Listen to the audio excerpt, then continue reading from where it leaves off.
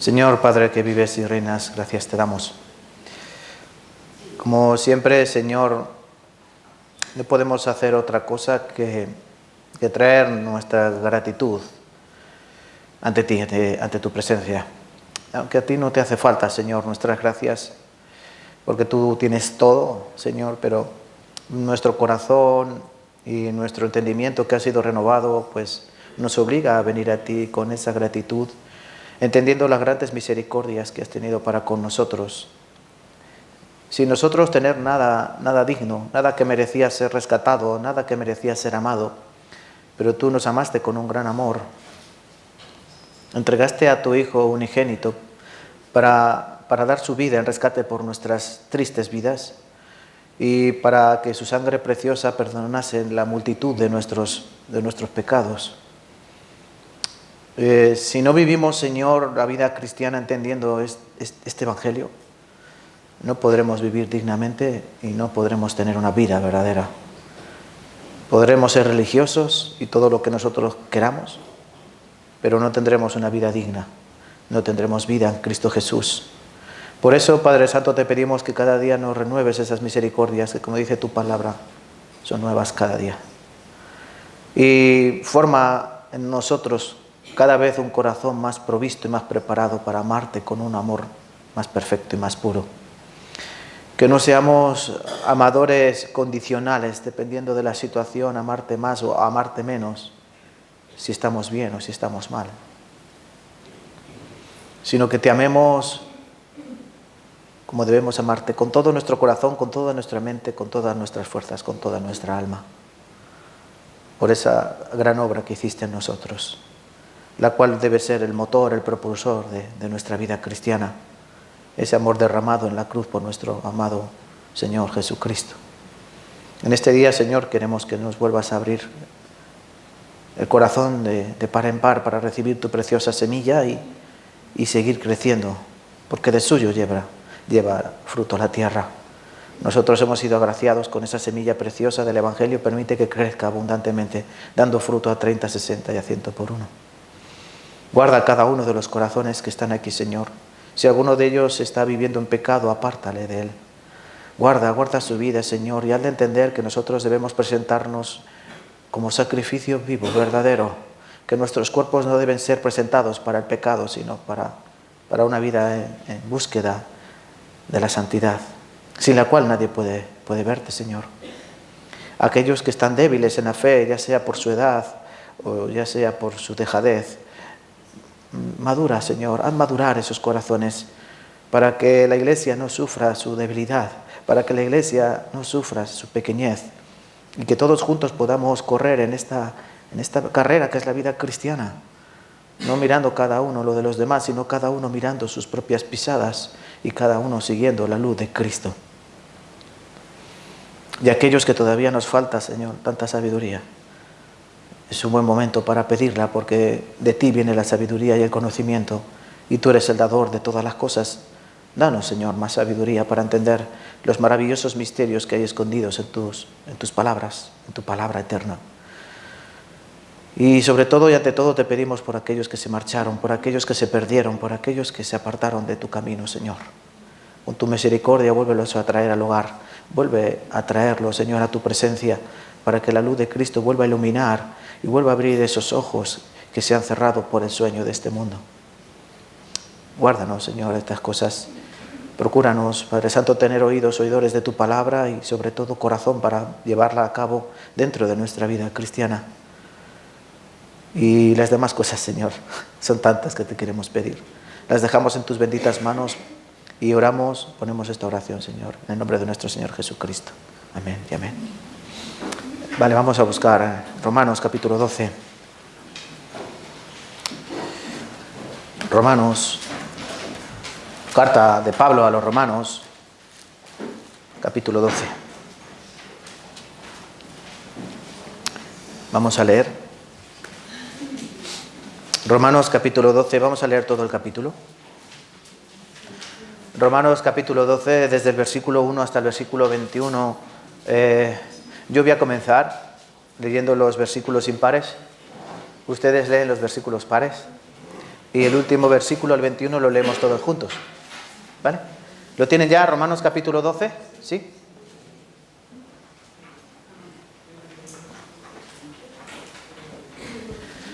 Romanos capítulo 12, versículo 1. Así que, hermanos, os ruego por las misericordias de Dios que presentéis vuestros cuerpos en sacrificio vivo, santo, agradable a Dios, que es vuestro culto racional.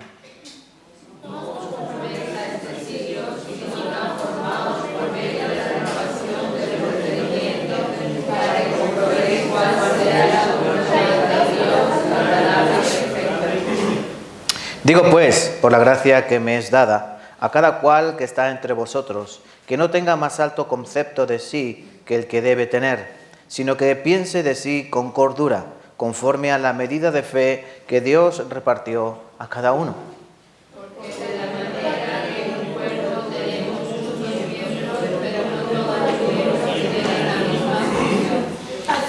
Así nosotros, siendo muchos, somos un cuerpo en Cristo y todos miembros los unos de los otros. De manera que teniendo diferentes dones, que nos dada por la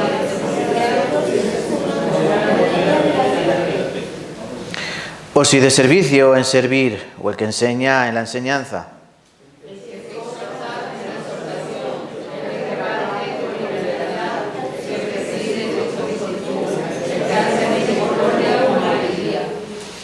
El amor sea sin fingimiento, aborreced lo malo, seguid lo bueno.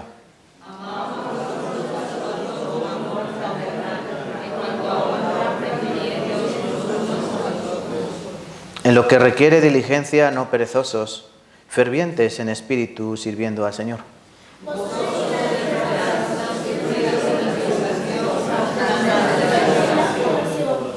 Compartiendo para las necesidades de los santos, practicando la hospitalidad.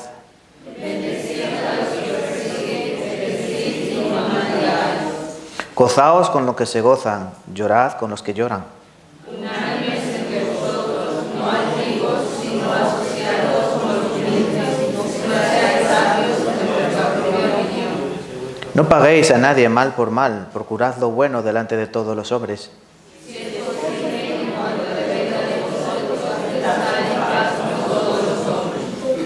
No os venguéis vosotros mismos, amados míos, sino dejad lugar a la ira de Dios, porque está escrito: mía es la venganza, yo pagaré, dice el Señor.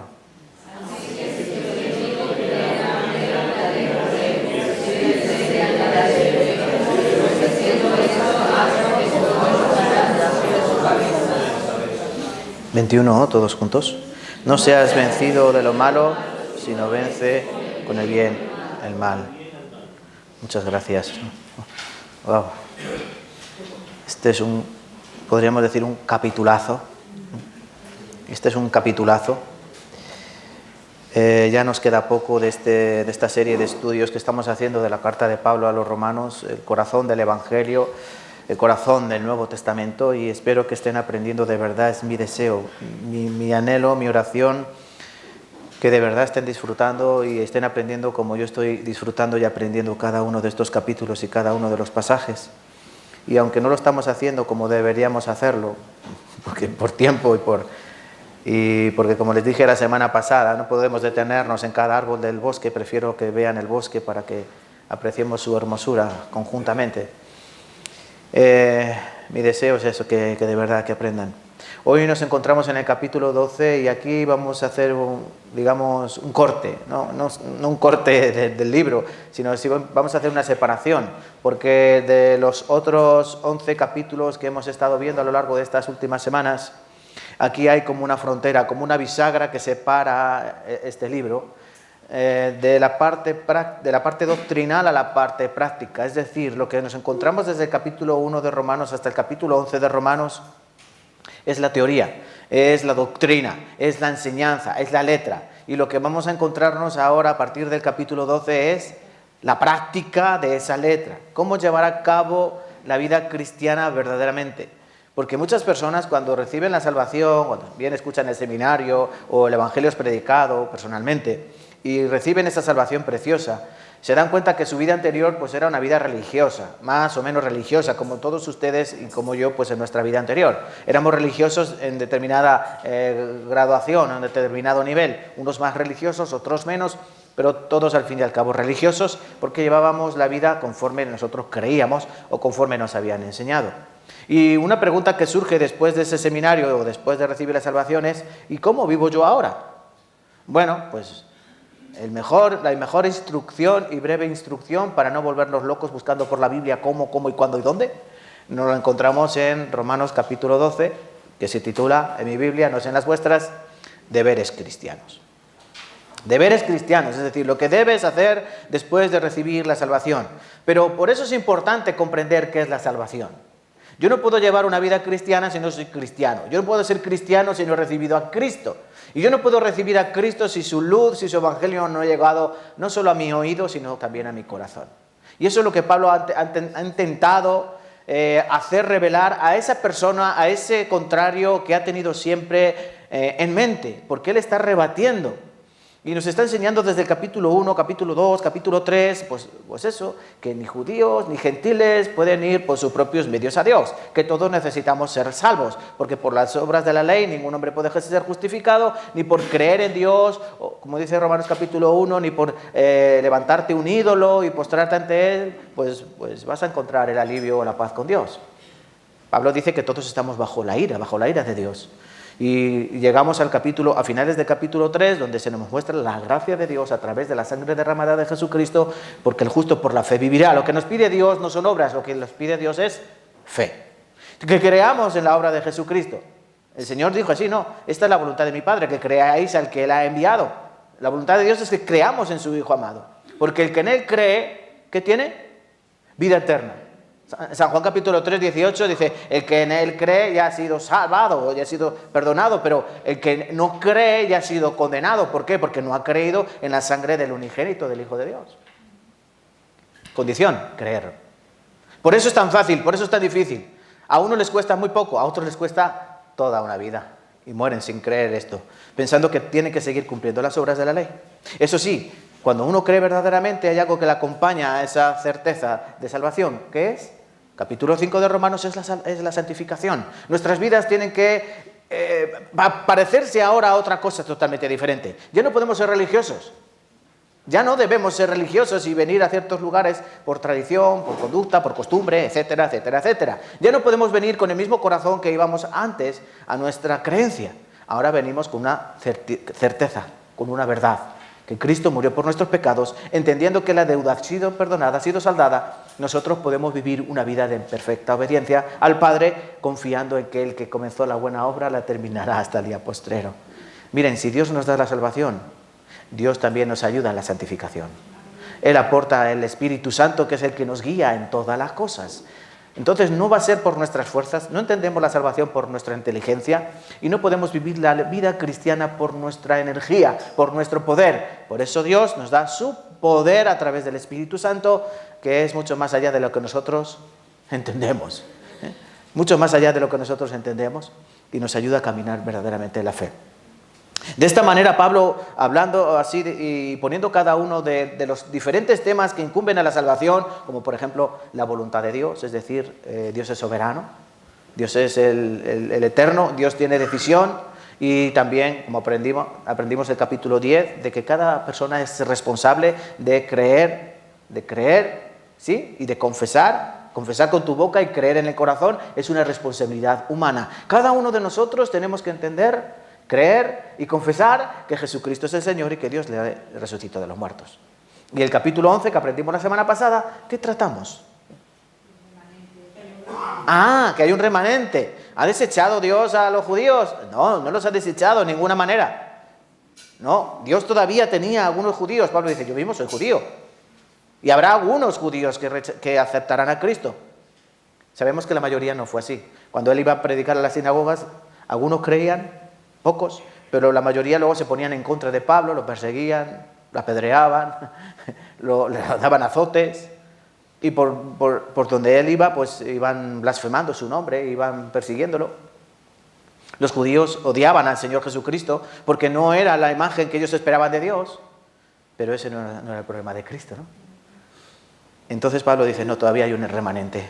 Hay un remanente que él ha salvado por gracia. No por obra, sino por gracia. Y ese remanente, ¿qué hará? Bueno, ese remanente perseverará hasta el fin. Luego habla de los gentiles. ¿Por qué? Porque la salvación ha llegado a los gentiles. Pablo dice, yo soy el misionero o el predicador o el apóstol de los gentiles. A los gentiles me voy. Una y otra vez era rechazado por los judíos. Y él, el libro de Hechos, en 3 ocasiones, él dice, bueno, yo he presentado esto, ¿no lo queréis tomar? Pues mirad, yo me voy a los gentiles. Y me voy a los gentiles. Y me voy a los gentiles. ¿Y los gentiles aceptaron? Sí, pero no todos. Sí, pero no muchos. Igual que ocurre con el pueblo de Israel, no todos recibieron, pocos aceptaron, muchos rechazaron. Los gentiles también fueron pocos los que aceptaron a Cristo. La evidencia está aquí, ¿no? Hay miles y miles de personas que escuchan hablar de Cristo, miles y miles de personas que hemos predicado el Evangelio, que hemos invitado a seminarios, pero cuando vienen aquí, ¿qué ocurre? No les interesa, no es lo que esperan, no le ven un gran fundamento. Incluso aquí todavía puede haber alguno que no haya recibido la salvación, que no haya entendido y que ni siquiera quiera recibir para no cambiar su estilo de vida, su modo de vida. Bueno, eso es una promesa del Señor, ¿no? Muchos son llamados, pocos escogidos. Es lo que hay. Pero aún así debemos entender cómo terminaría el capítulo 11. ¿Qué ocurrirá con el pueblo de Israel? Bueno, no os enorgullezcáis, ¿no? No os envanezcáis pensando que, bueno, que Dios ha rechazado a Israel para siempre. No. Ha acontecido endurecimiento en parte hasta que haya entrado la plenitud de los gentiles y después todo Israel será salvo. Ese fue el último punto que estuvimos aprendiendo. Dios volverá a derramar su gracia y su misericordia en su amado pueblo, no porque ellos sean buenos o no porque ellos sean inteligentes o no porque ellos sean sabios, sino porque Dios tendrá misericordia de ellos y en los 7 años de tribulación gran multitud de judíos se convertirán a Cristo. ¿La iglesia dónde estará? Será arrebatada, ¿no? Será arrebatada en los cielos. El Espíritu Santo empezará a trabajar con el pueblo de Israel. Vamos a leer el último versículo, o bueno, los 2 últimos versículos, para dar la mano a este pasaje del capítulo 12. Romanos capítulo 11, versículo 33 y 34, porque estos no los leímos la semana pasada. Vamos a leer juntos. Oh profundidad de las riquezas de la sabiduría y de la ciencia de Dios, cuán insondables son tus juicios, oh inescrutables sus caminos. Porque ¿quién entendió la mente del Señor? ¿Quién fue su consejero?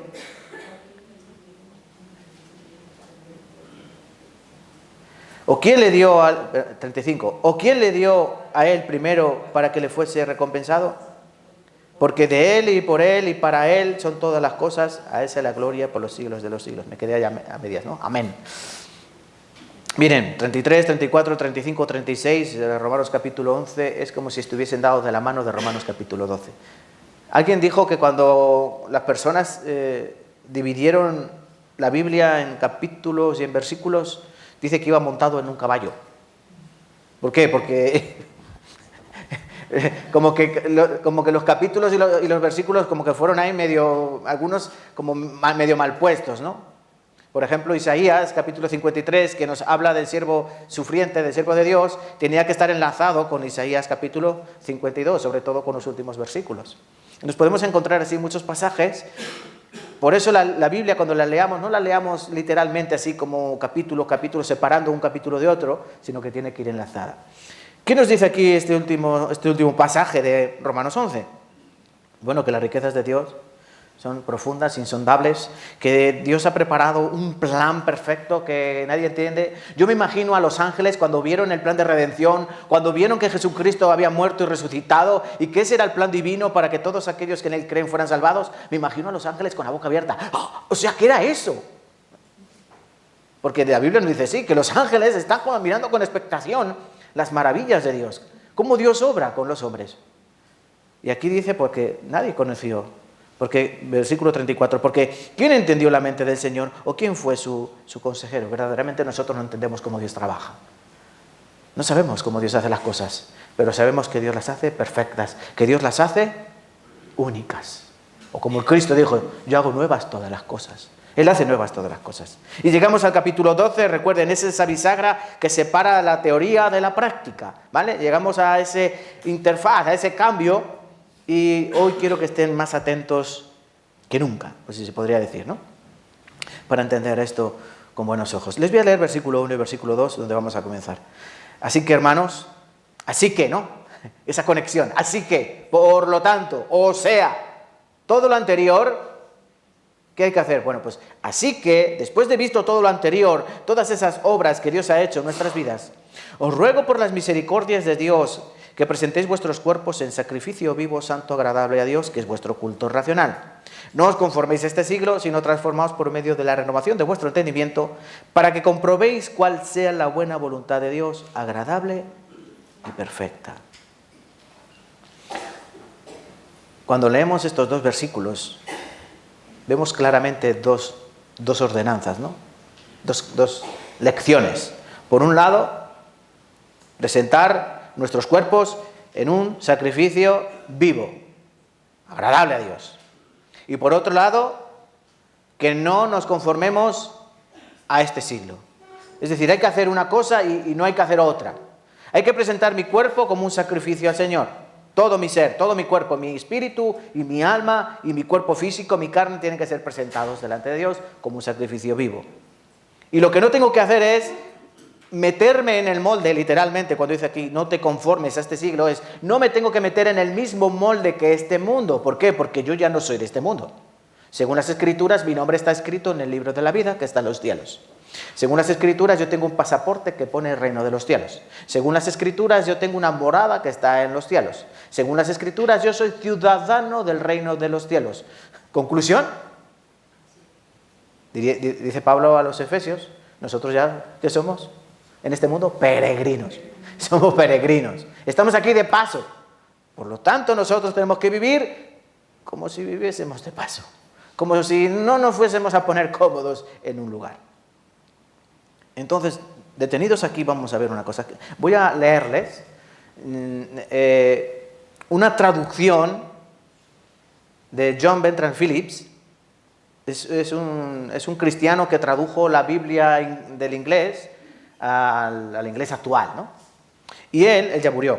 Y él, digamos que tradujo Romanos capítulo 12, versículo 1 y 2, los puso en un lenguaje coloquial para que nosotros entendiésemos perfectamente la magnitud de estos dos versículos. Y permítanme que les lea, para decírselo bien, ¿vale? Dice así, son versículos 1 y 2, haciendo una traducción actual, ¿no? Con los ojos bien abiertos hacia las misericordias de Dios, les ruego, hermanos míos, como un acto de adoración inteligente, que le den a Él sus cuerpos, como un sacrificio vivo consagrado a Él y aceptable por Él. No dejes que el mundo a tu alrededor te apriete a su propio molde, pero deja que Dios moldee tu mente desde adentro, para que así puedas probar en la práctica que el plan de Dios para ti es bueno, cumple con todo lo que Él pide y avanza hacia la meta de la verdadera madurez. Si queréis, lo puedo repetir. Es versículo 1 y 2 de Romanos 12. Si quieren, luego lo comparto en el grupo para que lo tengan y no lo tengan que copiar. Con los ojos bien abiertos hacia las misericordias de Dios. Les ruego, hermanos míos, como un acto de adoración inteligente, que le den a Él sus cuerpos. A Él es Dios. Como un sacrificio vivo, consagrado a Él y aceptable por Él. No dejes que el mundo a tu alrededor te apriete a su propio molde, pero deja que Dios te moldee tu mente desde adentro, para que así puedas probar en la práctica que el plan de Dios para ti es bueno, cumple con todo lo que Él pide y avanza hacia la meta de la verdadera madurez. Con esto y pocas palabras más bastaría, ¿no? ¿Qué es lo que Dios nos pide? Está claro aquí. Pero lo primero que se nos hace atención es esto, como dice aquí Pablo. Os ruego, hermanos míos, por las misericordias de Dios. Pablo dice, Dios tiene mucha misericordia. Dios es grande en misericordia. El pobre Jonás sufrió, ¿no?, la misericordia de Dios. Cuando ustedes leen el libro de Jonás, ¿qué enseñanza se saca? ¿Qué enseñanza sacamos del libro de Jonás, del profeta Jonás? La gran misericordia de Dios hacia un pueblo llamado, una ciudad grande, Nínive, que era idólatra, que era pecadora, y un profeta que está destinado a predicarles, pero que no quiere, porque sabe que Dios es misericordioso, y él hace su propio juicio, dice, pero ellos merecen la destrucción y yo no voy a ir porque como tú eres misericordioso, lo vas a perdonar, ya a mí no me da la gana. Y él se va hacia España. Dios envía un gran pez, lo echan por la borda, el pez lo traga y luego lo vuelve a vomitar en la orilla para que él pueda ir otra vez, o pueda ir verdaderamente a Nínive. Y él predica el evangelio de salvación, ¿no? Bueno, él predica la palabra de Dios, arrepentíos, volveos de vuestros caminos. Toda la ciudad se convirtió. Toda la ciudad, dice que hasta el rey, ¿no? Se llenaron de ceniza y se arrepintieron. Y no hubo castigo para Nínive. Jonás se queda allí a lo lejos, ¿no? Esperando a ver qué pasaría. No, seguro que vuelven a ser los mismos y Dios los destruirá. Pero no ocurrió, no aconteció. Lo que Dios mandó fue una gran lección de humildad a Jonás. Hizo crecer una calabacera que le diese sombra en ese solano que hacía allí. Y en un día Dios envió un gusano que hizo enfermar a la calabacera murió. Y dice que Dios envió un viento fuerte del sur para que le dañase, ¿no? Y allí lo vemos medio deshidratado y medio desmayado por el calor y diciendo, me quiero morir. ¿Pero por qué? Por la calabacera. ¿Tú has tenido piedad de la calabacera? ¿Te da pena la calabacera y no te dan pena la ciudad de Nínive, donde dice que hay miles de personas que no distinguen entre la mano derecha y la mano izquierda? La mano derecha y la mano izquierda. Porque había muchos niños en esa ciudad. ¿No tendré yo misericordia de esa gran ciudad? Jonás dice que yo sé que tú eres un Dios grande de misericordia. ¿Tú sabes que Dios ha tenido misericordia contigo? Pero a veces no pensamos verdaderamente en la misericordia de Dios. La misericordia de Dios es tan grande. No es que solo me salvó la vida, salvó mi alma. No es que me rescató de las llamas del infierno eterno. Es que cada día Él tiene misericordia conmigo. Si tú hoy estás aquí vivo, respirando, es porque Dios tiene misericordia. Porque tú podrías estar ya muerto hace tiempo. Si tú tienes comida en un plato, es porque Dios tiene misericordia. Si tú tienes salud, es porque Dios tiene misericordia. Si tú tienes ropa, es porque Dios tiene misericordia. Si tú tienes esperanza, es porque Dios tiene misericordia. No te olvides nunca de eso. Miren, Pablo ha explicado eso en los 11 capítulos anteriores. Les voy a relatar, para que veamos simplemente unas pocas misericordias de Dios. Ahora tenemos justificación de la culpa y de la pena del pecado. Nosotros estábamos condenados, iba a ser derramada la ira de Dios sobre nosotros. Eso nos dice, ¿no? Dios iba a derramar su ira. ¿Tú te imaginas la ira de Dios? Es santa la ira de Dios, pero iba a ser derramada. Esa ira fue derramada sobre su propio Hijo, la copa del cáliz que Cristo no quería tomar, o no era la voluntad de Cristo tomar. ¿Fue liberada sobre nosotros? No. Será derramada sobre este mundo. Las 7 copas de la ira, habla el libro de Apocalipsis, porque Dios tiene su ira en copas, en cáliz, que serán derramados en este mundo caído. Pero ahora tenemos justificación. No solo eso, hemos sido adoptados. Adopción en Jesús. En Cristo Jesús, identificándonos con Cristo. Es que ahora Dios ya no es que no nos vea como enemigos, es que ahora nos ve como hijos amados en Cristo Jesús. Hemos sido adoptados y hemos sido aceptados en el amado. Ahora ya hemos sido puestos bajo la gracia, no bajo la ley. Dios no nos ha puesto bajo un montón de normas que cumplir. No, ahora Dios nos ha puesto bajo sus alas preciosas que nos cuidan y nos guardan. Eso es su gracia. Porque, como dice la alabanza, ¿no? Mis faltas son muchas, pero su gracia es mayor. Su gracia es mucho mayor. Nos ha dado el Espíritu Santo para que more en nosotros. ¿Cuántos del Antiguo Testamento no habrían querido eso? Que el Espíritu Santo morase en ellos siempre. Ellos se conformaban con una experimentación breve del Espíritu. Después, según sus vidas, el Espíritu residía o se marchaba. Pero nosotros, aceptando a Cristo Jesús, recibimos el Espíritu Santo y ya no se mueve jamás. Él pasa a morar en nosotros porque nosotros somos el templo del Espíritu Santo. También dice que hay una promesa en toda ayuda y aflicción. Además, hay una certeza de la gloria venidera. Así Romanos capítulo 8 dice, ¿no? Somos más que vencedores, las aflicciones del tiempo presente no son comparables con la gloria venidera que nosotros se ha de manifestar. Hay confianza en que hemos sido separados por el amor de Dios. ¿Pueden confiar en mí? ¿Pueden confiar en mí? No digan que sí, que los echo fuera. En mí no pueden confiar, porque yo soy hombre. La palabra dice, maldito el hombre que confía en varón. No podemos confiar en los hombres porque los hombres somos infieles. No somos constantes. No somos fiables. Igual que tu coche no es fiable. Igual que el mío, no es fiable, lo tuve que vender. Miren, nosotros no somos nada confiables, por eso no pongas tu esperanza. Miren, no me vean a mí como un gran pastor, así me pongan. Algunos yo sé que no, a lo mejor no me ven como un gran pastor, ven mis debilidades porque ya llevan mucho tiempo aquí. Eso es lo malo de llevar mucho tiempo en las iglesias. Se sacan a relucir más nuestros defectos, pero somos hombres, somos hombres. Los discípulos mismos, cuando se arrodillaban ante ellos, la gente decía, no, ¿pero qué hacéis? Si somos hombres como vosotros. No empecemos ya con la idolatría. Hay personas que tienen idolatría a los pastores. No nos idolatren, por favor. Yo no quiero que me hagan un ídolo porque se les va a caer el ídolo. Se les va a caer como si fuese de madera o de escayola o de estuco. Miren, toda la gloria es de Dios. Que Dios sea el todo de nuestra vida, porque Él nos ha salvado. En Él debemos confiar. Él es el confiable. A Él debemos amar porque Él es el amable. Debemos estar todo nuestro corazón centrado en Él. Por eso nuestra confianza no ha de estar enraizada en el amor de Dios. Y otra misericordia dice la confianza en la fidelidad continua de Dios. Dios no nos ha dejado solos. Dios nos ha dejado al Espíritu, su Espíritu, y nos ha dejado en un lugar precioso que existe. Es la iglesia.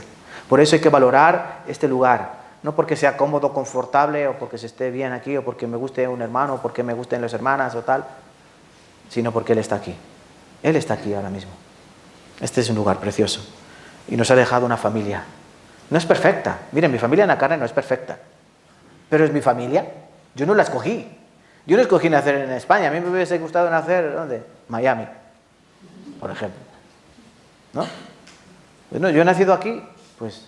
Y Dios me puso una familia que me puso. A esa es la gloria. A ustedes les ha tocado estar en esta iglesia. Miren, no es una iglesia perfecta. Lo siento. ¿Esperabas una iglesia perfecta? No. Sí. El pastor no es perfecto, los hermanos no son perfectos. Esto es un lugar, es un hospital donde cada uno tenemos nuestra propia dolencia. Entonces no vengan aquí esperando que van a encontrar perfección en nuestras vidas. Lo que van a encontrar es una vida que busca la perfección, pero nada más y nada menos. Hay gente que dice, no, esa iglesia está llena de hipócritas. Sí, todos somos unos hipócritas. ¿Por qué? Porque verdaderamente con todo nuestro corazón, nuestra mente y nuestras fuerzas no servimos al Señor cuando lo testificamos con nuestros labios. Pero estamos en ello. Estamos en ello. El problema es que no estemos en ello, pero nosotros perseveramos. Los demás pueden opinar lo que quieran, no es nuestro problema. Pero demos buen testimonio con nuestras vidas para que lo que opinen sea una mentira, ¿no? Entonces, hermanos, dicho esto, la verdadera naturaleza de estos pasajes es hacernos entender la misericordia que ha tenido Dios para con nosotros. Les leo Lamentaciones 3, 22 y 23. Lamentaciones 3, 22 y 23. Por la misericordia de Jehová no hemos sido consumidos porque nunca decayeron sus misericordias. Nuevas son cada mañana. Grande es tu fidelidad. Qué hermoso pasaje, ¿eh? Sus misericordias es que son nuevas cada mañana. Alguna vez podríamos caer en la tentación de pensar ya lo sé todo. Ya lo sé todo de la Biblia, ya lo sé todo de la misericordia de Dios. La misericordia de Dios se ciñó a salvarme. No, qué pobre sería. Si nosotros meditásemos perfectamente y correctamente en la palabra de Dios y en sus misericordias, tendríamos toda una eternidad para meditar en ellas. La palabra de Dios no es tan pobre. Los pobres somos nosotros. Los pobres somos nosotros. Entonces, viendo esto, viendo la misericordia de Dios, o las misericordias en plural, que Pablo nos relata, ahora llega a la conclusión. Así que, hermanos, os ruego por las misericordias de Dios. Las misericordias es el origen. Es la raíz, la matriz de donde surgen las demás cosas. Las misericordias de Dios, que son nuevas cada mañana. Ahora, ¿qué tiene que hacer? Bueno, presentad vuestros cuerpos en sacrificio vivo, santo, agradable a Dios. Nos paramos ahí. Presentad vuestros cuerpos, ¿no? Que presentéis vuestros cuerpos en sacrificio vivo. ¿Qué es presentar nuestro cuerpo? Aquí Pablo nos está refiriendo a que presentemos esto, mi carcasa, mi cuerpo, porque no vale para nada. Lo que se está refiriendo Pablo es que tenemos que presentar todo nuestro ser. Todo nuestro ser. Ese ser que aparece en 1 Tesalonicenses 5:23. Todo vuestro ser, espíritu, alma y cuerpo sea presentado delante de Dios. Así, sea guardado irreprensible. Tiene que ser guardado, presentado. Lo que Dios quiere es que si tú has entendido sus misericordias, el resultado de entender esas misericordias, ¿qué será? Presentarte todo tu cuerpo, toda tu alma y todo tu ser delante de Dios. ¿Cómo? Como un sacrificio. Cuando un judío, recuerden que esta carta fue enviada a los judíos, a los hebreos convertidos de Roma, cuando alguien escuchaba un sacrificio, ¿qué se le venía a la mente? Sacrificio. ¿Qué se te viene a la mente? Sacrificio. Se te viene a la mente en primer lugar el templo, donde se hacían los sacrificios. Se te viene a la mente el sacerdote, quien hacía el sacrificio. Y te viene a la mente el animal, el cordero, que era el sacrificio. Bueno, Cristo es todo. ¿Cristo es el templo o no? ¿Sí? ¿Se acuerda del pasaje cuando dijo, destruid este templo y en 3 días lo levantaré? Luego se dieron cuenta de que no hablaba del templo, sino que hablaba de su propio cuerpo, que es el templo de Dios. Cristo es el templo de Dios. Sacerdote, ¿quién es Cristo? Hebreos dice que Él es el sumo sacerdote, el máximo sacerdote, el supremo sacerdote, el que intercede entre Dios y nosotros. Porque Él es el auténtico mediador, el único mediador entre Dios y los hombres, Jesucristo, hombre. Él es el sacerdote. Y luego el animal, el sacrificio, la ofrenda. Él es esa ofrenda, el Cordero de Dios que quita el pecado del mundo. También Hebreos habla muy bien de esto, ¿no? Capítulo 9, capítulo 10, nos dice eso, que Él es esa ofrenda perfecta que tuvo que hacerse una sola vez, no como los otros sacerdotes que día tras día sacrificaban en el templo y otra vez, y moría un sacerdote y otro sacerdote, y moría y otro sacerdote, y más ofrenda, y más animales. Pero Él dice que una vez para siempre hizo perfectos a los que se acercan, que una vez para siempre limpió todos los pecados, que una vez para siempre con un solo sacrificio. Bueno, eso queda claro, ¿no? Pero ¿y qué somos nosotros? Lo mismo. Si Cristo es templo, si Cristo es el sumo sacerdote, si Cristo es la ofrenda, recuerden, un sacrificio, ¿qué es? Templo, sacerdote y la ofrenda, el sacrificio. ¿Qué somos nosotros? ¿Qué dice, por ejemplo, 1 Corintios capítulo 6? Cuando ese joven estaba viviendo con una mujer de su padre. ¿Cuál es la exhortación de Pablo? Pues que no forniquéis, que no cometáis fornicación, ni adulterio. ¿Por qué? Porque el que fornica contra su propio cuerpo peca. Haré del cuerpo del Señor, que lo compartiré con una ramera. ¿No sabéis que vosotros sois el templo de Dios? ¿No sabéis que vosotros sois el receptáculo, el lugar? Vamos a buscar para que lo vean, y no me miren con ojos de incredulidad. Por ejemplo, hemos dicho 1 Corintios capítulo 6. Y además que está un poquito más adelante. 1 Corintios capítulo 6.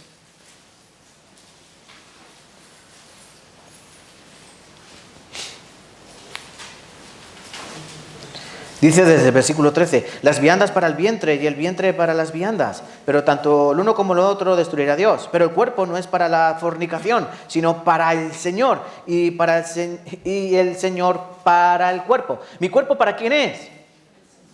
Respóndame, por favor. ¿Para quién es mi cuerpo? Para el Señor. Mi cuerpo es para el Señor. Versículo 14. Y Dios, que levantó al Señor, también a nosotros nos levantará con su poder. ¿No sabéis que vuestros cuerpos son miembros de Cristo? ¿Quitaré pues los miembros de Cristo y los haré miembros de una ramera? De ningún modo. ¿O no sabéis que el que se une con una ramera es un cuerpo con ella? Porque dice, los dos serán una sola carne. Pero el que se une al Señor, un espíritu es con él. 1 Corintios 6. Versículo 18, huid de la fornicación, huid, echa a correr. Cualquier otro pecado que el hombre cometa está fuera del cuerpo, mas el que fornica contra su propio cuerpo peca.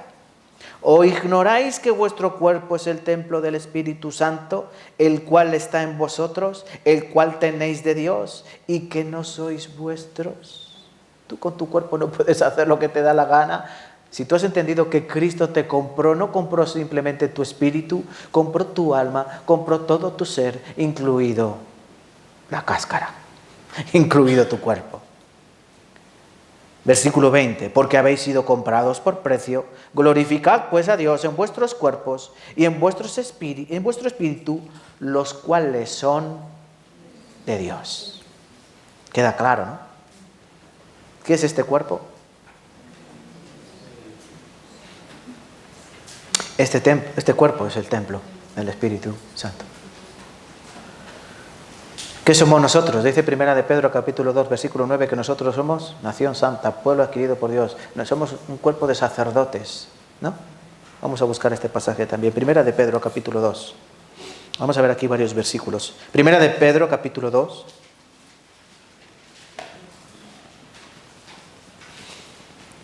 Versículo 9. Primera de Pedro 2. Versículo 9.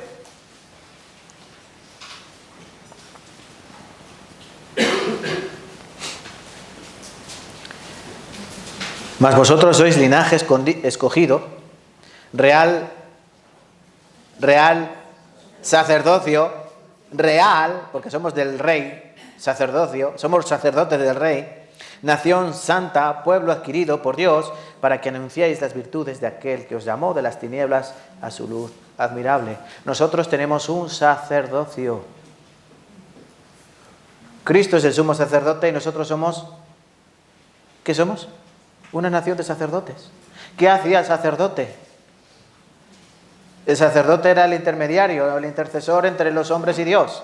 El hombre venía con su pecado y el sacerdote pues hacía la ofrenda para que el pecado Dios lo perdonase a través de la ofrenda. Entre medios estaba el sacerdote. Por eso Cristo es el sumo sacerdote, el que está en medio, el que intercede por nosotros. Ahora, ¿cuál es nuestro trabajo? Somos sacerdotes, somos representantes de Dios, somos intercesores entre los hombres que no conocen a Dios y entre nuestro Dios que conocemos y que Él nos conoce. Por eso debemos traer a las personas a Cristo, hacerles ver la realidad y la verdad de Cristo. Y por último, sacrificio. ¿Qué somos nosotros? Si Pablo dice en Romanos capítulo 12 que tenemos que presentar nuestros cuerpos como un sacrificio vivo, ¿qué significa esto? Antes del sacrificio, ¿cómo era presentado? ¿Vivo o muerto? Era vivo, pero tenía que morir el cordero, ¿no? Pero como Cristo murió por nosotros, ¿nosotros ahora qué tenemos que hacer? Vuelvo a preguntar. Si Cristo murió por nosotros, ¿yo tengo que hacer? Vivir. Él murió. ¿Ahora yo qué tengo que hacer? Vivir por Cristo. Él murió por mí. ¿Ahora qué hago yo? Vivir por Él. Muy fácil, ¿no? Él murió por mí. Ahora yo vivo por Él. Chupao. Está chupado. Tengo que hacer un sacrificio vivo. Miren, versículo 4 del capítulo 2 de Primera de Pedro. 4 y 5, leamos juntos. Acercándoos a Él, piedra viva, desechada ciertamente por los hombres, mas para Dios escogida y preciosa. Vosotros también, como piedras vivas, ¿ve? Como un edificio vivo, un templo, pero no de piedra fría, sino somos un templo vivo. Sed edificados como casa espiritual y sacerdocio santo. ¿Ven? Casa espiritual, templo espiritual, nosotros somos el templo espiritual.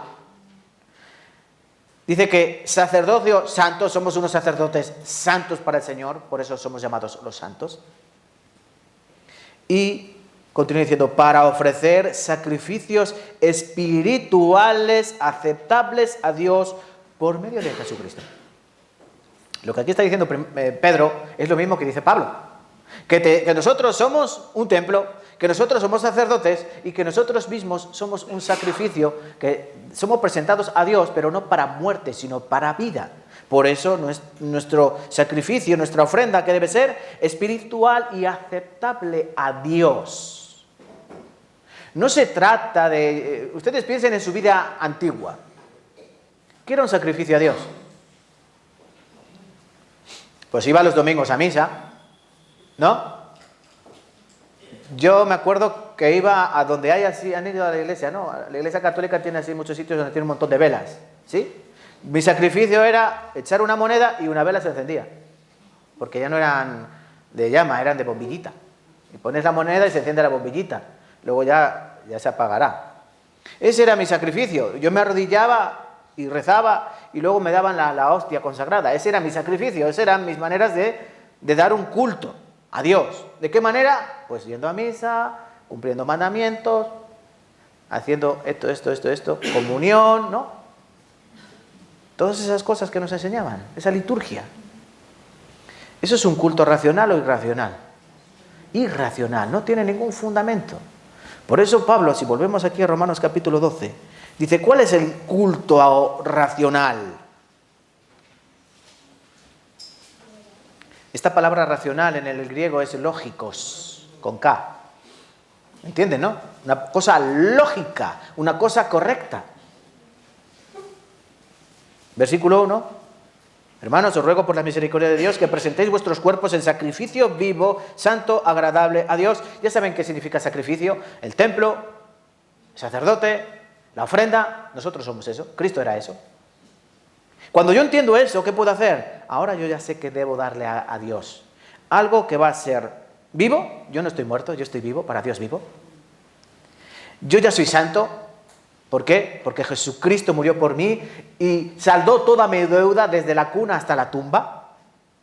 Por eso yo soy santo. A ojos de los hombres no soy santo. A ojos de Dios sí soy santo. Y ustedes también, se han aceptado su misericordia. Y agradable a Dios, que es acepto, ¿no? Eso significa agradable.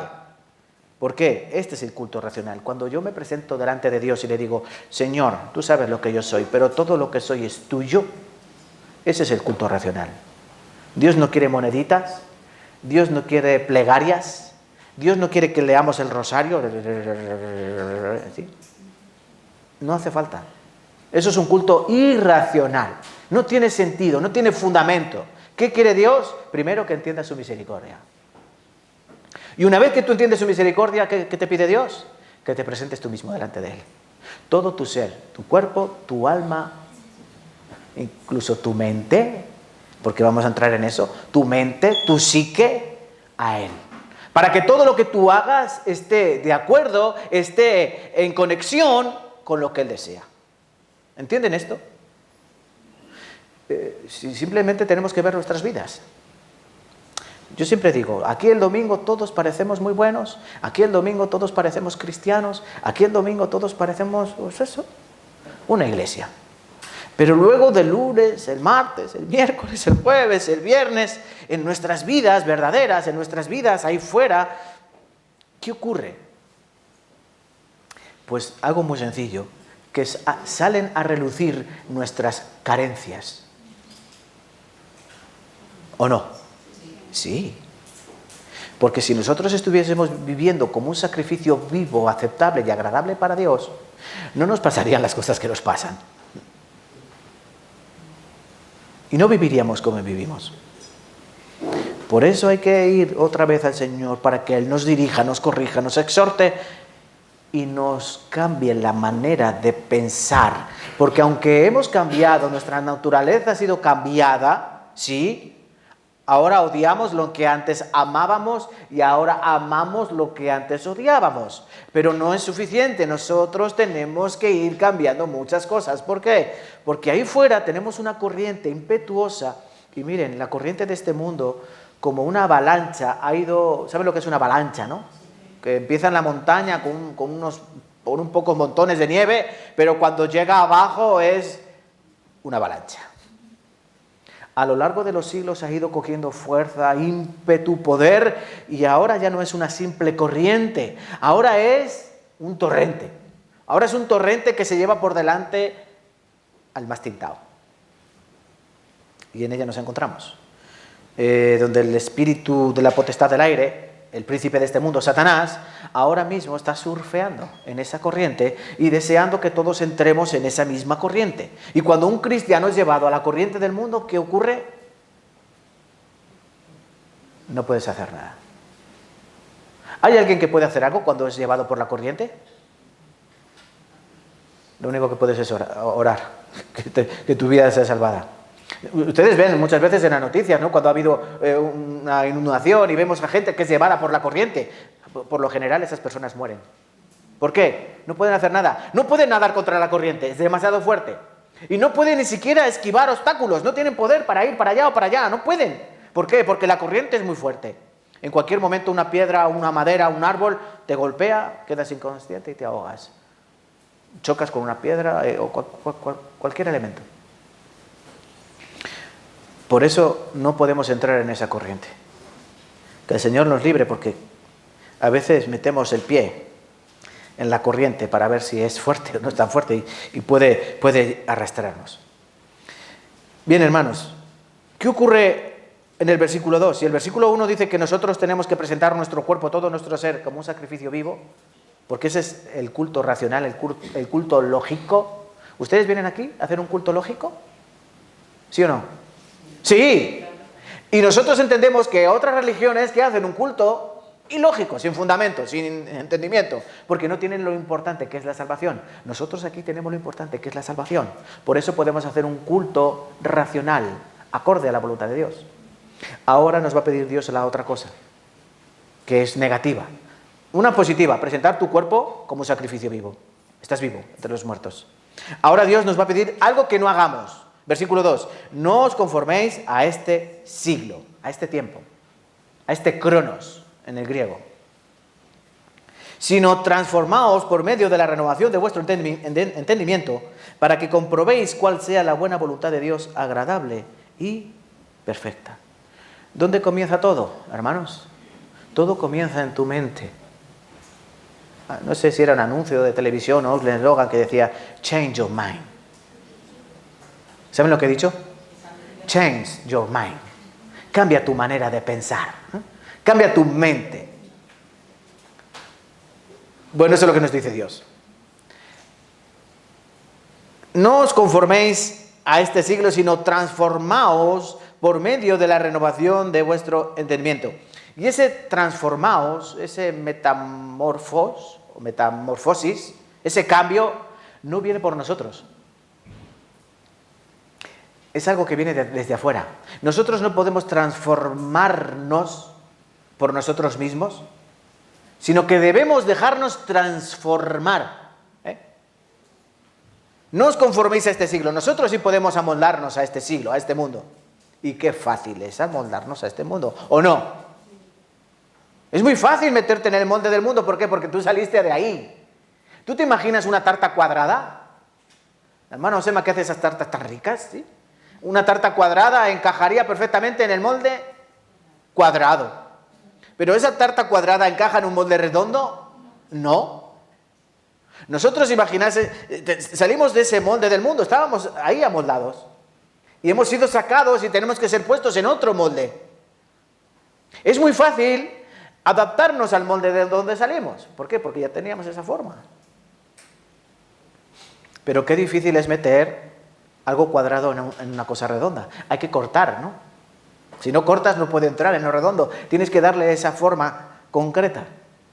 Por eso la vida cristiana es una vida de sufrimiento y de corte y de pérdida de cosas. Tenemos que despojarnos de cosas para que podamos entrar en el molde de Dios. Ese es el lugar correcto.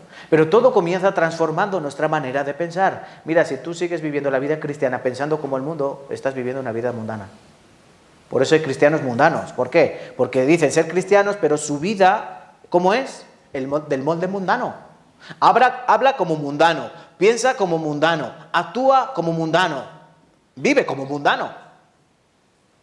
La única diferencia es que él dice que es cristiano. ¿Sí? Es como si un círculo dijese, soy cuadrado, soy un cuadrado, soy un cuadrado. Miren lo que dice 2 Corintios 3:18. Por tanto, todos nosotros mirando a cara descubierta como en un espejo la gloria del Señor, somos transformados, otra vez la palabra metamorfos, somos transformados de gloria en gloria en la misma imagen como por el Espíritu del Señor. Aquí Pablo en 2 Corintios capítulo 3 dice que a los judíos tenían un velo. Tenía un velo. Como Moisés cuando bajó de la montaña, dice que como su cara relumbraba, dice que él se puso un velo. Y los judíos dicen que todavía tienen un velo. ¿Y qué hacen? Quieren vivir una vida espiritual a través de las obras de la ley. Pero Pablo dice, cuando les sea quitado el velo, ese velo que estorba, que está interfiriendo y que no deja ver. ¿Tú alguna vez has visto a través de un velo? Sí, cuando te casaste, ¿no? Llevabas un velo. ¿Sí? Cuando te quitan el velo, tú puedes ver bien, ¿no? Con un velo, tú, como ves? Ves distorsionado. Bueno, Pablo dice que nosotros ya, cuando se nos ha quitado ese velo, que somos transformados y vemos a cara descubierta como en un espejo. Ahora realmente vemos como debemos ver. Y es entonces cuando somos transformados, dice Pablo, de gloria en la misma imagen como por el Espíritu del Señor. ¿Ven? No es que la gloria se derrama ya, sino que vamos de gloria en gloria y gracia sobre gracia y misericordia tras misericordia. A Él sea la gloria. Todo comienza en nuestra mente. Cuando recibes la salvación, tu mente va a enfrentar una batalla con tu mente. Tu mente antigua va a querer guerrear con tu mente nueva. De tal manera que lo que tú pensabas antes ya no va acorde con lo que tú piensas ahora. Por eso habrá una lucha encarnizada. El mundo lo tiene fácil, porque el mundo está adaptado a la mente del mundo. Efesios capítulo 4, 17. Esto pues digo y requiero en el Señor que ya no andéis como los otros gentiles que andan en la vanidad de su mente. ¿Ven? ¿Cómo andan los gentiles? Efesios 4, 17 y 18. Los gentiles andan en la vanidad de su mente. Versículo 18, teniendo el entendimiento entenebrecido. Andan en vanidad de mente porque su mente está cegada. Ajenos a la vida de Dios por la ignorancia que en ellos hay, por la dureza de su corazón. Romanos 1, 21, hablando también de los gentiles. Pues habiendo conocido a Dios, no le glorificaron como a Dios, ni le dieron gracias, sino que se envanecieron en sus razonamientos y su necio corazón fue entenebrecido. ¿Ven? Nuevamente dice que se envanecieron en sus razonamientos, en su manera de pensar. Proverbios 23, 7. Dice que el hombre inicuo, dice, ¿cuál es su pensamiento en su corazón? Tal es. Come y bebe te dirá, mas su corazón no está contigo. El hombre tiene un pensamiento distorsionado, su mente ha sido entenebrecida. Nosotros hemos recibido la luz. ¿Y qué hacemos después de recibir la luz? Cambiar nuestra manera de pensar. Eso es lo que nos dice el Señor. No os conforméis a este siglo, sino transformaos o dejaos transformar por medio de la renovación de vuestro entendimiento para que podamos comprobar cuál es la buena voluntad de Dios, agradable y perfecta. Miren, la voluntad de Dios es perfecta, como dice aquí. Si nosotros vamos con nuestra mente, vamos a fracasar. Si nosotros esperamos a que Dios nos revele su voluntad en nuestras vidas, es lo mejor que podemos hacer, esperar y confiar en Él. Vale, pero eso no lo puedo hacer yo. Para eso mi mente tiene que cambiar. Y es aquí donde vamos a ver 3 maneras de cambiar nuestra mente. Brevemente, pues ya el tiempo se acaba. Hay que transformar nuestra mente en cuanto a la manera de pensar acerca de nosotros mismos. Hay que cambiar la mente en cuanto a la manera de pensar de los hermanos de la iglesia. Y por último, hay que cambiar nuestra manera de pensar en cuanto a mi servicio en el mundo, o en el servicio en la iglesia con los hermanos. Versículo 3, lean conmigo, por favor. Romanos capítulo 12, versículo 3. Digo pues, por la gracia que me es dada, a cada cual que está entre vosotros, que no tenga más alto concepto de sí que el que debe tener, sino que piense de sí con cordura, conforme a la medida de fe que Dios repartió a cada uno. Versículo 1. Nos dice la palabra, presenta tu cuerpo como un sacrificio vivo. Versículo 2, no te metas en el mismo molde del mundo. Versículo 3, con ese cambio de mente que Dios obra en ti, tienes que hacer una cosa, cuidado contigo. Cuidado contigo. ¿Saben quién es la persona más peligrosa que nos podemos encontrar en este mundo? Yo. No, yo, Julián, no, o sea, Julián es el más peligroso para Julián. ¿Entienden? ¿Sí? Berta es la más peligrosa para Berta. Patricia es la más peligrosa para Patricia. Tenemos que tener cuidado con nosotros mismos.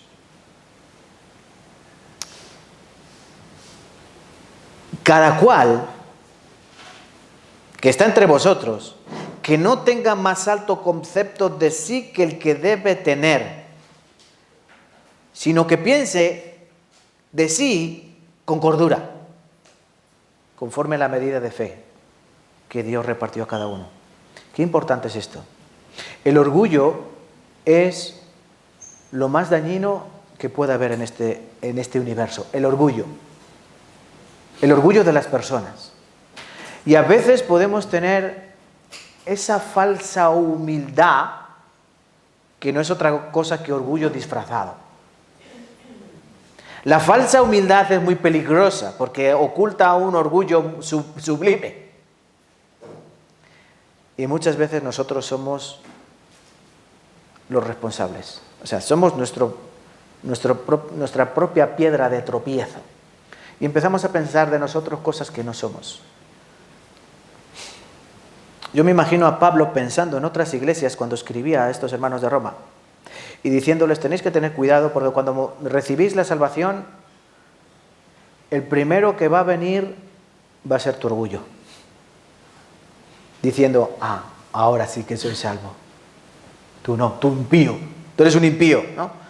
Vas a ver a los demás como no dignos. Yo sí, yo he recibido la salvación. Yo ya soy aceptado por Dios. ¡Wow! ¡Qué bien!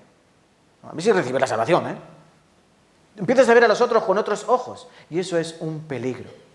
Miren, en esta misma carta de los Romanos, por ejemplo, Romanos capítulo 3, versículo 27, no lo busquen, les leo yo. Dice Pablo: ¿dónde está la jactancia? ¿Dónde está el orgullo? Queda excluido, dice. ¿Por cuál ley? ¿Por la ley de las obras? O sea, por las obras, dice, no, sino por la ley de la fe. Sino por la ley de la fe. ¿Qué era el judío? Orgulloso. Lucas 18, ese fariseo que estaba en el templo orando consigo mismo, diciendo: gracias Dios te doy. ¿Por qué? Porque no soy como los otros, no soy como este publicano. Yo doy diezmo de todo lo que gano, yo ayuno 2 veces a la semana. Ese podemos ser tú y yo. Por eso tenemos que tener cuidado con nuestra jactancia. ¿Saben qué significa la palabra jactancia? Estirar el cuello. Estirar el cuello, no estires el cuello. No te enaltezcas. Romanos 11:20. Bueno, 11:18 en primer lugar. No te jactes contra las ramas, ni te jactes. Sabe que no te sustentas tú a la raíz, sino la raíz a ti. El pasaje de la semana pasada, ¿verdad? No te jactes de que los judíos ahora están siendo masacrados o que los judíos fueron 2000 años echados por todos los lugares y que nosotros podemos recibir la salvación. No te puedes jactar de eso. Romanos 11:20.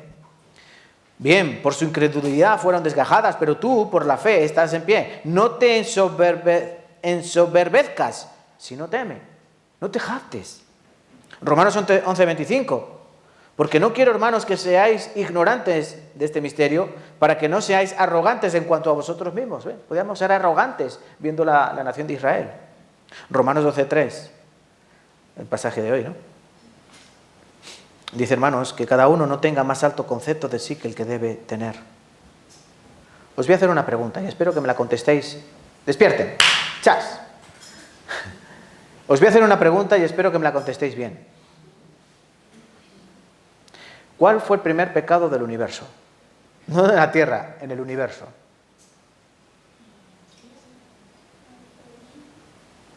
¿Alguien lo sabe? La soberbia, ¿no?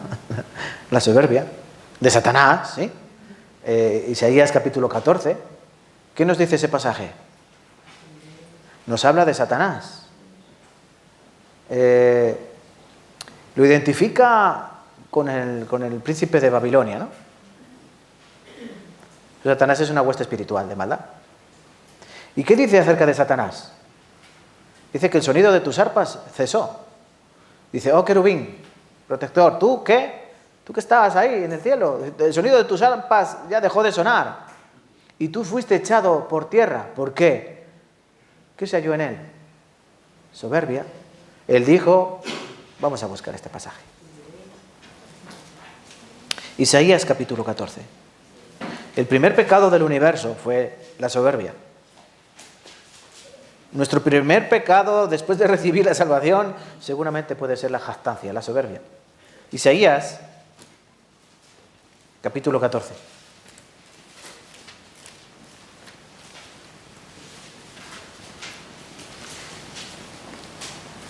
Isaías 14. Versículo de 10 al 15, os leo. Todos ellos darán voces y te dirán, tú también debilitaste como nosotros y tú también te debilitaste como nosotros y llegaste a ser como nosotros. ¿Este quién es? Este es Satanás. Descendió al Seol tu soberbia y el sonido de tus arpas. Gusanos serán tu cama y gusanos te cubrirán. ¿Cómo caíste del cielo, oh lucero, hijo de la mañana? Cortado fuiste por tierra, tú que debilitabas a las naciones. Tú que decías en tu corazón, subiré al cielo en lo alto junto a las estrellas de Dios. Levantaré mi trono y en el monte del testimonio me sentaré a los lados del norte. Sobre las alturas de las nubes subiré y seré semejante al Altísimo. Mas tú derribado eres hasta el Seol, a los lados del abismo. ¿Quién es este? Este es Satanás. El primer pecado en el universo fue su soberbia. Yo que haré, subiré, me sentaré allí en el trono y seré semejante al Altísimo. Seré igual a Dios. Ese fue su pecado, enaltecerse. Por eso debemos tener en cuenta, ¿qué dice el Evangelio de mí? ¿Qué dice el Evangelio de nosotros, hermanos? Que nosotros somos lo peor, que nosotros no hay justo ni aun uno, que todos nosotros nos descarriamos, que todos nosotros somos viles pecadores y que cometíamos pecado como agua bebemos. Eso dice la Biblia de nosotros. Entonces no te jactes, sino teme. Y reconoce que Dios es el soberano y que Dios te rescató de una vida vil. ¿Entienden, hermanos? ¿Sí? Vale. Romanos capítulo 12. Yo tengo que cambiar mi manera de pensar en cuanto a mí mismo. Yo antes me consideraba algo, ¿qué me tengo que considerar? Ahora nada. Qué curioso que el Señor dice que quiera ser el mayor de vosotros, ¿qué tiene que ser? El menor. El que quiera ser el más alto tiene que volverse el más pequeño. El que quiera ser cabeza tiene que volverse cola. Tiene que hacerse cola. ¿Tú quieres servir en esta iglesia? Empieza por la escoba. ¿No? ¿Quieres servir? No puedes empezar por el púlpito. El púlpito es peor aún, es más bajo aún. ¿Saben por qué? Porque coger la escoba es muy fácil, coger la fregona es muy fácil. Pero ponerte a predicar en un púlpito es fácil, pero es peligroso. No os hagáis maestros muchos de vosotros, sabiendo que tendréis mayor condenación. Eso dice la palabra. ¿Mayor condenación en el infierno? No. Mayor condenación no. Mayor regañina. Porque cuando nosotros subimos a predicar, estamos llamados a ejemplificar. ¿No? Vosotros no. Vosotros simplemente oír y hacer. Yo tengo que predicar, hacer y volver a hacer y volver a hacer. ¿Entienden? Por eso, si tú quieres servir, comienza por la escoba. Es lo más alto. La fregona, ¿no? La mopa. El limpiacristales. Y después ya más bajo, más bajo. Si quieres servir. Entonces no tengamos, hermanos, un concepto muy alto de nosotros. Porque nosotros tenemos que cada día más abajo, más abajo, más abajo, más abajo. La vida cristiana no es que yo cada día más alto, más alto. No. Más humildad, más humildad, más humildad, más humildad, más abajo, más abajo. Como el Señor Jesucristo dice que Él se humilló, y se humilló, y se humilló, y se humilló, y se humilló. ¿Y yo qué tengo que hacer? Humillarme. Y no nos gusta humillarnos. No nos gusta humillarnos. Entonces cambia tu manera de pensar. Cada uno conforme a la medida de fe. ¿Esto qué significa? Miren, hay una fe que nos es dada para creer. A todos la misma. ¿Han escuchado bien? A todos se nos da la medida de fe para creer. Nadie tiene más fe creyente y otros menos fe creyente. Todos tenemos la misma fe que cree, que salva. Ese es un tipo de fe. Pero luego todos nosotros recibimos otra fe, que es la que hay que hacer madurar y crecer en la fe. Porque la fe salvadora es una y para siempre. Ahora tenemos que aumentar nuestra fe día tras día por medio de la lectura de la palabra, por medio de la oración, etcétera, etcétera, y recibir cada uno dependiendo de su lugar. Si nosotros leemos Hebreos capítulo 11, que nos habla de los héroes de la fe, ¿todos tenían la misma fe? ¿Necesitó la misma fe Moisés que Sansón? ¿O que Jefte? ¿O que Noé? Cada uno necesitó su propia fe. Porque ¿quién hizo mayor labor? ¿Moisés o Sansón? Moisés, ¿no? No se lo piensen, por favor. Moisés estuvo 40 años en el desierto. ¿Sansón qué hizo? Estar con una mujer, con otra mujer, con otra mujer, y de vez en cuando se liaba mamporros y mataba a unos cuantos. Pero realmente, ¿qué hizo? Matar, matar, matar. Pero Moisés durante 40 años guió, guió y guió. Por eso Moisés se le considera el hombre humano, ¿no? Cristo sobre todo, ¿no? Pero entre los humanos, Moisés, el hombre más humilde. El más humilde. Entonces, consideremos eso. Nuestra manera de vivir debe ir de acuerdo a una nueva manera de pensar, ¿vale? En cuanto a mí mismo. Hermanos, escúchenme, cada día tienen que ser más humildes. En segundo lugar, nuestra manera de pensar tiene que ser amoldada en cuanto a la iglesia. Esto dice el versículo 4 hasta el 8. Vamos a leer. Estamos en Romanos capítulo 12, ¿sí? Del 4 al 8. Les leo yo rápidamente, ¿vale? Porque de la manera que un cuerpo tenemos muchos miembros, pero no todos los miembros tienen la misma función, así nosotros, teniendo muchos, somos un cuerpo en Cristo. Y todos miembros los unos de los otros. De manera que teniendo diferentes dones, según la gracia que nos es dada, si el de profecía, úsese conforme a la medida de fe, o si de servicio, en servir, o el que enseña en la enseñanza, el que exhorta en la exhortación, el que reparte con liberalidad, el que preside con solicitud y el que hace misericordia con alegría. Aquí vamos a ver las otras dos maneras de pensar. Si una es en cuanto a mí mismo, la otra es en cuanto a la iglesia. ¿Qué es la iglesia? Versículo 4. De la manera que un cuerpo tenemos muchos miembros, pero no todos los miembros tienen la misma función, así nosotros, siendo muchos, somos un cuerpo en Cristo. Y todos miembros los unos de los otros. ¿Tú qué debes pensar que es la iglesia? ¿Qué es la iglesia? Un cuerpo. Un cuerpo. Somos muchos, sí, pero cada uno formamos parte de una unidad. Eso Pablo lo recuerda en Efesios capítulo 4, Pablo lo recuerda en 1 Corintios capítulo 12, Pablo lo recuerda en Colosenses capítulo 3, versículo 3, lo recuerda en muchos lugares que la iglesia es un cuerpo, donde Cristo es la cabeza y nosotros somos el cuerpo. Y la iglesia local, lo que es la iglesia de Tarancón, ¿qué es? Una parte pequeña del cuerpo de Cristo, pero que todos formamos parte de una misma cosa. Un mismo Padre, un mismo Espíritu, un mismo corazón, ¿no?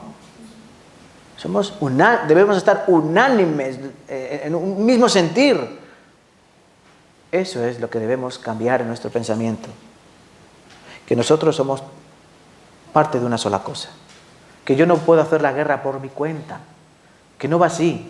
Que esto no va de superhéroes, sino que esto va de equipos. Somos un equipo, somos un cuerpo. ¿Por qué la Biblia nos compara con un rebaño? Somos un rebaño de ovejas. ¿Por qué? ¿Por qué somos ovejas? Cristo nos compara con un rebaño, ¿no? ¿Por qué? Porque tenemos las cualidades de las ovejas. La cabeza dura, no vemos bien, no sabemos hacer nada solas, nos tienen que llevar, traer, no sabemos dónde está el agua viva, no sabemos dónde está la comida. Por eso necesitamos el buen pastor, para llevarnos a pastos, como el Salmo 23, ¿no? Para llevarnos a aguas, para llevarnos a lugares de reposo, para guiarnos en sendas de muerte, para que su vara y su cayado nos infundan aliento. La oveja, cuando ve al pastor, está segura. Cuando no ve al pastor, ¿qué ocurre? Que cada una se va por su camino. Por eso nosotros somos un rebaño. La Biblia nos compara con un edificio, somos el templo de Dios, hemos visto, ¿no? La Biblia nos compara, ¿qué es la iglesia? La esposa de Cristo, no las esposas, la esposa de Cristo. ¿Por qué? Porque Él murió por ella. Efesios capítulo 5, ¿sí, no? ¿Qué más es la iglesia? Somos una nación, somos un pueblo, el pueblo de Dios es la iglesia. Somos muchas cosas. Pero sobre todo somos el cuerpo de Cristo. Cada uno en su lugar. Cada uno en su lugar. No pierdas tu posición. Somos un cuerpo, un rebaño, el templo, el pueblo, la esposa. Somos muchas imágenes que Cristo nos quiere enseñar para entender esa realidad. Que que aun siendo muchos, somos uno. Pero no queda ahí. Luego hay que cambiar nuestra manera de pensar en cuanto a lo que recibimos de Dios, porque no solo recibimos el perdón de Dios, no solamente recibimos la gracia de Dios, no solo recibimos el perdón de nuestros pecados, sino que también recibimos, ¿qué? Dones. Dones. Efesios también, 4, dice, ¿no?, que llevó cautiva la cautividad y dio dones a los hombres. Dios nos da capacidades diferentes para que cada uno haga su función dentro del cuerpo. ¿Entienden, hermanos, por favor? ¿Entienden lo que estoy diciendo? Es que les veo cara de aburridos. No, vale. Gracias. Me consuela. ¿Mi ojo qué hace? Mi ojo no huele. Mi ojo ve. Mi nariz, hermosa, ¿verdad? No ve. Huele. Mi mano no saborea. Mi mano agarra. Siente. ¿Entienden? Cada parte del cuerpo. El corazón bombea la sangre.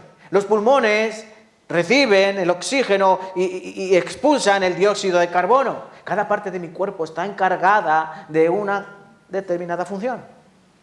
De tal manera que el pulmón no dice al corazón, déjame que hoy lata yo y tú cógete el humo, ¿no? No pueden intercambiarse los roles. Dios ha puesto cada órgano del cuerpo en su lugar para que hagan su función. En esta iglesia y en todas las iglesias que Él ha levantado, porque es una iglesia universal, Dios pone a los hombres para determinadas cosas. Y para que se nos haga más fácil entender mi lugar dentro del cuerpo del Cristo, para que se haga más fácil entender cuál es mi función dentro del organismo vivo, Dios me da un don, una capacidad, una cualidad diferente entre los demás hermanos. Todos nosotros debemos comprender que cada uno de nosotros tiene un determinado don. ¿Tú tienes tu don? Y la niña dice que sí, ¿no? Los hermanos, no, hay callados. Todos deben tener un don de Dios, una cualidad especial que otras personas no hacen como tú. Mi don, por ejemplo, no es cocinar. Soy un negado para la cocina. Pregúntele a mi esposa. Yo lo intento, alguna vez me sale algo así, pero yo soy cocinero del libro. Yo tengo que ver una y otra vez las recetas para hacer algo. Y 4 de harina, así. Eso es un mal cocinero. El buen cocinero, ¿cómo hace? Mi esposa llega, y ya está la comida. Si he estado yo 2 horas para hacer una tontería. Porque eso es un talento, eso es un don que Dios ha dado. O para limpiar. O para lo que sea, para enseñar.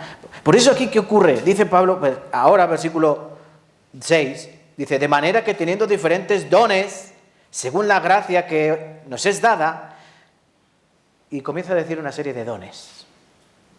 Profecía, servicio, enseñanza, exhortación, repartir, presidir, misericordia. Hay más, hay más. En 1 Corintios aparecen otros cuantos más, pero vamos a centrarnos en estos. Dice profecía. ¿Qué es profecía? Bueno, pues la profecía no es otra cosa que predicar la palabra de Dios. Eso es la profecía. ¿Qué eran los profetas? Mensajeros de Dios trayendo la palabra de Dios al pueblo. ¿Qué somos nosotros? Mensajeros que llevan la palabra de Dios al pueblo. Hay personas que predican mejor y otros que parece que tienen una grapa aquí en la boca. No pueden hablar el evangelio, no pueden predicar el evangelio, les da vergüenza. No. Intentan, pero no les sale. Claro, pues no tienen el don. Hay otros que allá donde están, y Dios por aquí, y Dios por allá, y el evangelio, bla, bla, bla. ¿Y eso por qué? Es que no tiene vergüenza. No, es que tiene un don de Dios. Si tú no lo tienes, bueno, pues lo siento. Pídele a Dios, a lo mejor te lo da. Pero si no lo tienes, Dios a otros los ha capacitado de esa manera. Servicio, los que sirven. ¿Quién son servidores en esta iglesia? Son todos servidores. Pero a unos les gusta servir, otros no les gusta, otros los hacen a regañadientes, otros los hacen bien, otros lo hacen mal. Pero si Dios nos capacita para servir, nos da don de servir, lo haremos con todo el corazón. Yo no sé en qué condiciones está tu servicio, pero yo, por ejemplo, permítanme hablarles, de la limpieza. No todos limpian igual. ¿A que no? No. A unos se les olvida, otros lo marrullean y otros se tiran horas y horas aquí limpiando y limpiando y limpiando. ¿Qué hay la diferencia? El don. Yo creo que todos nosotros, cuando los que limpien, no sé los cuantos que hay que limpiar, ni si quieres limpiar, te animo a que limpies también. Pero una cosa te pido, por favor. Si van a limpiar la iglesia, hágalo bien. ¿Cómo debemos limpiar la iglesia? Mejor que mi casa. Mejor que mi casa. ¿Por qué? Porque es más importante que mi casa. Porque yo en mi casa yo puedo meter la basura debajo de la alfombra. Nadie la va a ver. Pero aquí alguien puede levantar el felpudo y ver la basura. Nosotros tenemos que limpiar. Y fíjense qué sencillo limpiar. Tenemos que limpiar con todo el corazón. Todo lo que hagáis, hacerlo para el Señor. Cuando vengas a limpiar esta iglesia, hazlo como si el Señor estuviese viviendo aquí. No está viviendo aquí, ¿vale? Él vive en los cielos. Pero hazlo como si Él viniese aquí y se sentase aquí y estuviese aquí, porque es que está. Entonces limpia de esa manera. Y si no lo vas a hacer bien, entonces oye, quítame de limpiar, porque yo no lo voy a hacer bien. Y no hay ningún problema. Hay más cosas que hacer. ¿Cómo qué? Enseñar. Hay que enseñar. No todos valen para enseñar. Hay algunos que tienen ternura en su corazón para enseñar a los niños, por ejemplo. Hay otros que no lo soportan. Bueno, pues si no soportas a los niños, no les enseñes a los niños. No tienes el don. Aquí se acabó. Así, ¿no? Exhortar. ¿Qué significa exhortar? Exhortar no significa regañar. No. Exhortar se puede identificar con palabras de ánimo, palabras de consuelo, palabras de dirección. No, mire hermano, no puede estar haciendo esas cosas porque no da buen testimonio dentro de la iglesia. Nosotros tenemos que tener un corazón de Cristo. Mire, hay que hacerlo así. Hay personas que valen para eso. Hay otros que no valen para eso y ¿qué hacen? Meten la pata. Meten la pata. Y luego esa persona se ofende y se va. Porque ha ido a exhortar uno que no tenía que exhortar, no tenía el don. Y eso. Entonces, examínate a ver si tienes ese don. De ir a esas personas que sabes que a lo mejor no están bien o que están pasando una mala temporada en sus vidas y vas con unas palabras de sabiduría exhortándoles con un corazón preparado y humilde. No vayas de cualquier manera.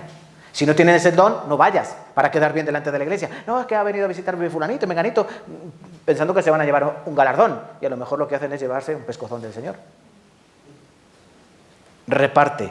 Hay otro don de repartir. Hay gente que tiene, ¿para qué? ¿Para ellos? No, Dios les da, ¿para qué? Para repartir. ¿Pero cómo tiene que hacerlo? Con liberalidad. Eres libre para dar. Y hazlo a quien tengas que darle, al que menos tenga. No le des a alguien para quedar bien, no, da a quien, y no lo des así por encima, para que todos te vean. Ya tienes tu recompensa. Hazlo así. ¿No? Como hoy alguien me dio un regalo, ¿no? Hoy es mi cumple y alguien me dio un regalo. ¿Y cómo me lo dio? Así por lo bajo. Ya tiene su recompensa en los cielos. Los que no me habéis dado regalo, pues... El que preside, porque habla también de los que presiden, de los que están, digamos, al mando, que no estamos al mando, que el que está al mando es Dios, es el Señor. Pero el que preside, ¿cómo tiene que hacerlo? Con solicitud. ¿Qué significa esta palabra de solicitud? Con presteza. Como dice Pablo, ¿no? También Efesios capítulo 4, versículo 3, solícitos en guardar la unidad del Espíritu en el vínculo de la paz. Solícito significa dispuesto, preparado. Entonces, el que preside, o la que preside, ¿cómo debe hacerlo? Preparada. Solícita, dispuesta, en cualquier momento, ¡pam! ¿Qué hay que hacer? ¿Dónde está? ¿Cómo es? O sea, el presidente tiene que saber todo de todos en todo momento. La presidenta tiene que saber todo de todas, de todo de todo. ¿O no? Claro. Y luego, por ejemplo, pensemos en el presidente de España. Él no sabe de todo, pero por eso tiene ministro de Economía, ministro de Educación, ministro de Sanidad, ministro de Igualdad, ministro de todo, ¿no? ¿Y qué hace? Tú, esto, tú, esto. Y luego ellos vuelven y dicen, mira, aquí esto. Y él sabe un poco de todo. Sabe en qué situación la sanidad, en qué situación la educación, en qué situación la economía, en qué situación el empleo, en qué situación... Y luego, ¿qué hace? Pues ahora vamos a hacer esto. Eso es el presidente o la presidenta.